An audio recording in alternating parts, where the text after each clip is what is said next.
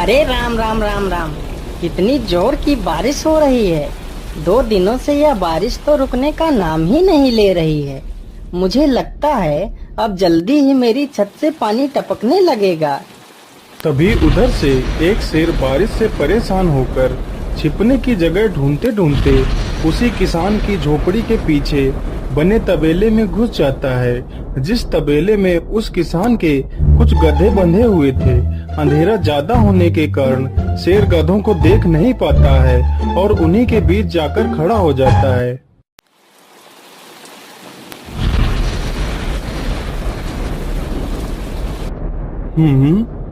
यहाँ से तो किसी मनुष्य की आवाज आ रही है। चलो चुपचाप बैठा रहता हूँ।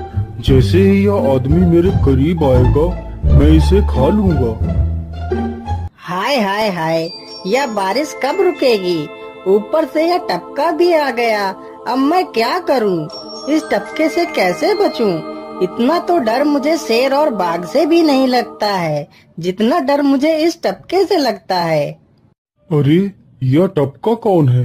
मुझे लगता है यह टपका तो मुझसे भी ज्यादा खतरनाक है। अभी तो यह आदमी शेर और बाघ से ज्यादा इस टपके से डर रहा है। चलो जल्दी से मैं यहाँ से निकल लेता हूँ, नहीं तो कहीं टपका ने मुझे देख लिया तो मेरी खैर नहीं। ओहो, अब मैं इस टपका से कैसे बचूं? चलो जल्दी से मैं अपनी मौसी के घर चला जाता हूँ।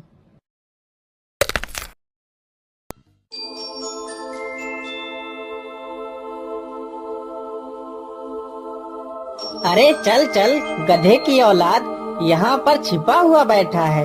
अरे चल जल्दी। अरे ये क्या, जिसका डर था वही हुआ। यह टपका तो मुझ पर हावी हो गया।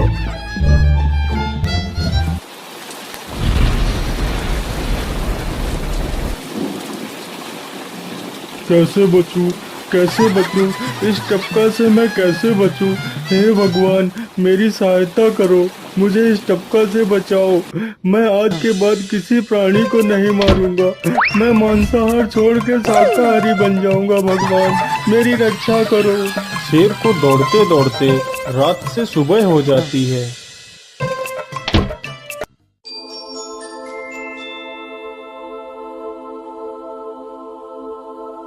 अरे देखो देखो, यह तो शेर की सवारी कर रहा है। अरे हाँ, सच में ये तो शेर की सवारी कर रहा है। इसे तो डर भी नहीं लगता है। अरे उधर तो देखो जरा, यह आदमी कितना बहादुर है। यह आदमी शेर की सवारी कर रहा है। जिस शेर को देखकर हमारी धोती आगे से गीली और पीछे से पीली हो जाती है, यह तो उसकी सवारी कर रहा है। ये गांव के लोग भी ना पागल हो गए हैं जो इस गधे को शेर। अरे बाप रे, यह तो सच में एक शेर है। हे भगवान मेरी रक्षा करो, शेर तो मुझे खा ही जाएगा। राम राम राम राम राम, अब क्या होगा? इस शेर से कैसे बचूं? अरे यह तो एक बरगद का पेड़ है। यही अच्छा मौका है, जल्दी से इस बरगद की जड़ पकड़कर ऊपर चढ़ जाता हूँ।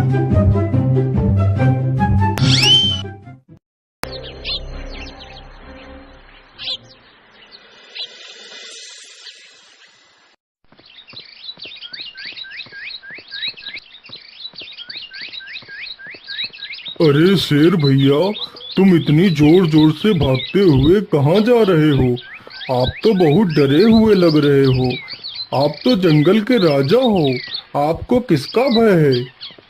टपका, वो टपका मेरी जान के पीछे पड़ा है। अरे शेर भैया, जरा मुझे बताओ वो टपका है कहाँ? अरे भालू भैया, वो टपका मेरी पीठ से उतरकर उस बरगद के पेड़ पर चढ़ गया है। उसने मुझे रात भर खूब दौड़ाया है। वो तो भगवान का शुक्र है कि मैं जिंदा बच गया। चलो शेर भैया, मुझे उस टपके के पास ले चलो, जरा मैं भी तो देखूं आखिर ये टपका है कौन। अरे नहीं भालू भाई, बड़ी मुश्किल से तो मेरी जान बची है। मैं अपनी जान फिर जोखिम में नहीं डालूंगा। तुम्हें जाना है तो जाओ। अच्छा अच्छा, ठीक है शेर भाई, तुम यहीं रुको। मैं अभी बरगद के पेड़ पर देख कर आता हूँ। आखिर ये टपका है कौन? जाओ जाओ बच्चों, जब वो टपका तुम्हारे ऊपर हावी होगा तो पता चलेगा। अरे कहाँ है यह टपका जिसने राजा जी की हवा टाइट कर दी?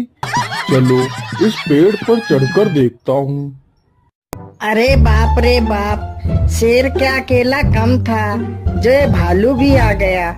मुझे लगता है कि आज मेरी मौत निश्चित है। भालू पेड़ पर उल्टा होकर चढ़ने लगता है, तभी किसान और तेज से कांपने लगता है। कांपने की वजह से किसान के हाथ से छड़ी छूट जाती है और उल्टा होकर चढ़ रहे भालू के पिछवाड़े पर जा लगती है। भालू धड़ाम से जमीन पर गिरता है।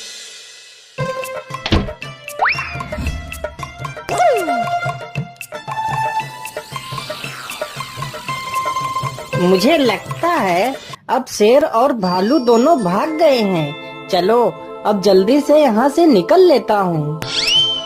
सारे राज्य में यह बात फैल गई कि हरिया किसान बहुत ही बहादुर है और वह शेर की सवारी कर लेता है। धीरे धीरे यह बात राजा तक पहुँच गई।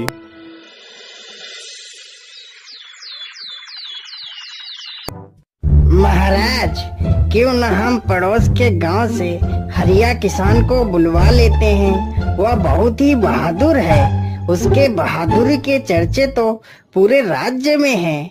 मुझे पूरा विश्वास है वह इस काम को जरूर कर सकता है। वह इस दुष्ट शेर को जरूर पकड़ लेगा। सैनिकों, हरिया किसान को आदर पूर्वक हमारे दरबार में पेश किया जाए। महाराज, आपने हमें याद किया। बताइए क्या बात है। मालिक, हमसे कोई भूल हो गई क्या मालिक? नहीं नहीं हरिया, तुमसे कोई गलती नहीं हुई है। यह कुछ लोग पड़ोस के गांव से आए हैं। इनका कहना है कि इनके गांव में कोई दुष्ट शेर आ गया है जो इनके पशुओं को उठाकर ले जाता है और उन्हें मारकर खा जाता है। हमने तुम्हारी बहादुरी के बहुत सारे किस्से सुने हैं। तुम बहुत ही बहादुर हो, इसलिए मैं तुम्हें उस शेर को पकड़ने की ये जिम्मेदारी सौंपता हूँ। अरे बाप रे बाप, उस बार तो मैं शेर के हाथों बच गया था, लेकिन इस बार मैं नहीं बचूंगा। अगर मैंने महाराज को सच सच बता दिया तो झूठ बोलने के जुर्म में मुझे फांसी पर ही चढ़ा देंगे। अरे हरिया, तुम मन ही मन क्या बड़बड़ा रहे हो?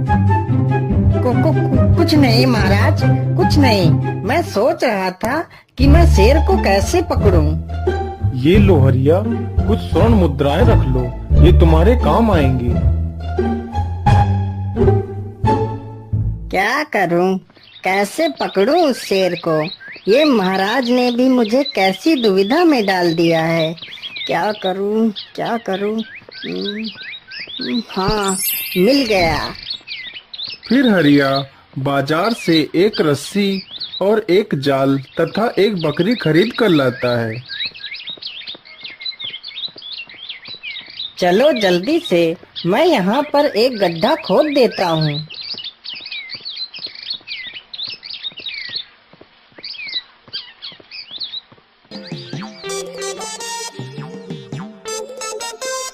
गड्ढा तो खोद दिया। चलो अब जल्दी से इस बकरी को रस्सी से बांध देता हूँ। हरिया ने बकरी को रस्सी से बांधकर गड्ढे में खड़ा कर दिया और जाल को लेकर पेड़ की डाल पर बैठ जाता है। थोड़ी ही देर बाद जब बकरी को भूख लगती है तो वह चिल्लाने लगती है। अरे, यह तो बकरी के चिल्लाने की आवाज है, लेकिन यह आवाज आ कहां से रही है? आसपास तो कोई नहीं दिख रहा है। मुझे लगता है यह आवाज उस पेड़ के पास से आ रही है। चलो चलकर देखता हूँ।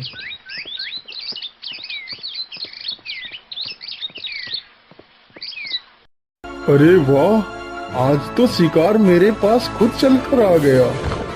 शेर तुरंत ही बिना देर किए हुए गड्ढे में छलांग लगा देता है। तभी किसान तुरंत ही बकरी को ऊपर खींच लेता है और जाल को गड्ढे के ऊपर गिरा देता है। शेर गड्ढे में ही फंस जाता है। यह देखकर गांव के सभी लोग बहुत ही खुश हो जाते हैं।